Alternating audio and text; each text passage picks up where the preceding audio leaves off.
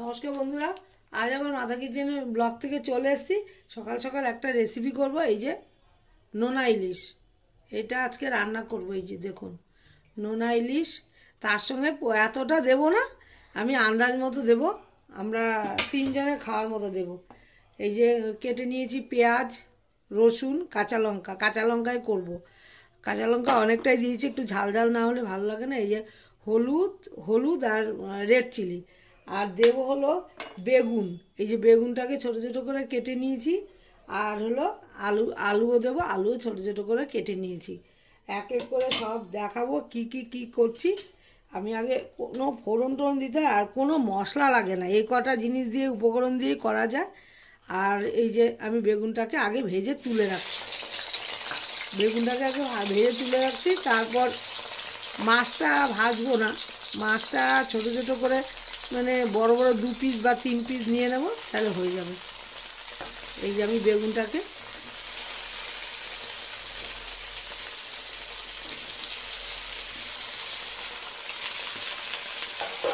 রসুন আর লঙ্কা, পেঁয়াজ দেবো, পেঁয়াজটা বাটবো না, রসুন আর লঙ্কাটা আমি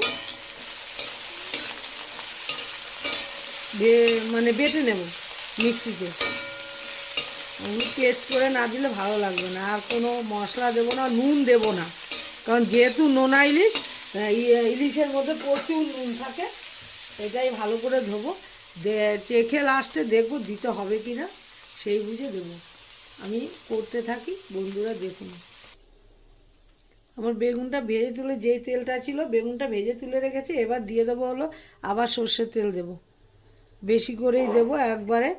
এবার আলুটা একটু তেল গরম হয়ে গেলে আলুটা ভেজে নেব। এই আলুটা ধুয়ে রেখেছি, এই আলুটা ভেজে নেব। তেলটা আমার গরম হয়ে গেছে, এবার দিয়ে দেব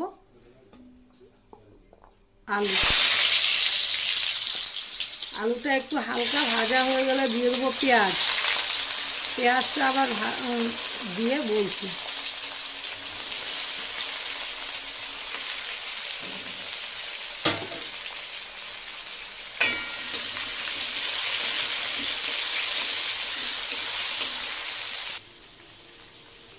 আলুটা আমার অনেকটাই ভাজা হয়ে গেছে, এবার দিয়ে দেবো হলো পেঁয়াজ দিয়ে দেবো।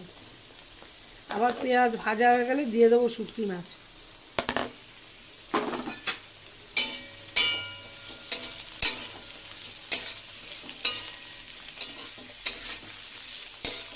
এটা ভাজা হতে হয়ে গেলে আমি বন্ধুদের আবার দেখাবো কখন শুটকি মাছটা দেবো। পেঁয়াজ আর আলুটা আমার অনেকটাই ভাজা হয়ে গেছে এবং প্রচুর তেল আছে। এই যে মাঝখানে তেল সরিয়ে, আলু আর পেঁয়াজটা সরিয়ে আমি দিয়ে দেবো হলো এই যে শুটকি মাছটা দিয়ে দেবো। এই যে ছোটো ছোটো করে কেটে নিয়েছি।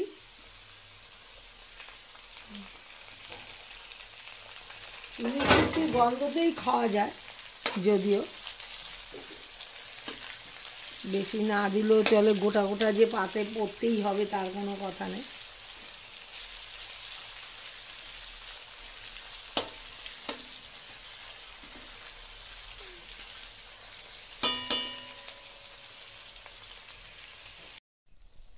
আমার ইলিশ শুটকি মাছটা হয়ে গেছে। আর এই মাছ দিয়ে কি খাবো আমি পরপর দেখাবো, আর লাস্ট অবধি দেখাবো। এটা এখনও লাস্ট হয়নি, শুধু শুটকি মাছটা রান্না হয়েছে। আর শুটকি মাছটার সঙ্গে কি খাবো, হ্যাঁ দেখুন দারুণ হয়েছে কালারটা। কিন্তু আমি একটু চেখে দেখিনি, যে নুন দিইনি বলে নুন কেমন হয়েছে, চেখে দেখে তারপর নুনটা দিয়ে দেবো। আপনারা আমার মতো এরকম করবেন, কিন্তু নুন ইলিশ শুটকি দিয়ে যদি করেন তাহলে পরে নুন আগে দেবেন না। ইলিশ শুটকির মধ্যে প্রচুর পরিমাণে নুন থাকে। অনেক ধুয়েছি, ধোয়ার পর রান্না করেছি, কিন্তু করিনি, মানে নুনটা দিইনি। আমি চেখে দেখে নুন দেবো, পরে আবার দেখাচ্ছি। এই যে আমি করে নিয়েছি হলো কফির বড়া করে নিয়েছি। এটা হলো আলু মূলা যে কেচে ভাজে ওরকম ট্রাই করেছি, আমি পাই না, এই যে ভেঙে ভেঙে গেছে। এই যে আর আলু সিদ্ধ করে নিয়েছি। আর হলো এই শুটকি মাছ, ইলিশ শুটকি দিয়ে যে আলু বেগুন দিয়ে করেছি, আছে ভাগ হয়ে গেছে। এই জন্য অল্প অল্প দেখাচ্ছে আর কি, এখানে অল্প বাটিতে নিয়ে দেখালাম। আর থালাটা সাজিয়ে আজকে খুদের ভাত দিয়ে এগুলো সব খাওয়া দাওয়া করবো। থালাটা সাজিয়ে তারপর দেখা। এই যে আমার সকালের টিফিন, যেটুক খাবে, যদি শুটকি মাছ না খাবে এইটুক করেছি। দেখুন দেখতে কেমন হয়েছে থালাটা, দেখতে তো দারুণ হয়েছে, খেতেও মানে এইটা এটা হলো খুদের ভাত, কিন্তু একদম ঝরঝরা খুদের ভাত করেছি। ইচ্ছা করলো আজকে সকালের টিফিন তাই করব, অল্প অল্প করে খাবো, কারণ ভাত খাওয়ার তো অভ্যাস নেই সকালবেলা, আমরা তো রুটিই খাই সাধারণত। এই একটু বন্ধুদের দেখানোর জন্য শেয়ার করব আর নিজেও খাবো। হ্যাঁ, কেমন লাগলো আমার এই সকালের টিফিন? হ্যাঁ, ভালো লাগলে লাইক শেয়ার কমেন্ট করবেন। আমার মতো একবার কিন্তু করে খেয়ে ফেলতে পারেন। এইটা হলো শুটকি মাছটা, আমার মতো একবার শুটকি মাছটা এরকম করে রান্না করতে পারেন, আর হলো এই খাবারটাও খেতে পারেন। আমরা গ্রাম কোথায় পাবো? টাউন এলাকায়, গ্রামের স্বাদটা টাউনেই মেটাই, মনের ইচ্ছাটা। আমার মতো একবার করে ফেলতে পারেন। ভালো লাগলে লাইক শেয়ার কমেন্ট করে সাবস্ক্রাইব করতে একদমই ভুলবেন না। সবাই ভালো থাকেন, সুস্থ থাকেন। আমি ভালো থাকলে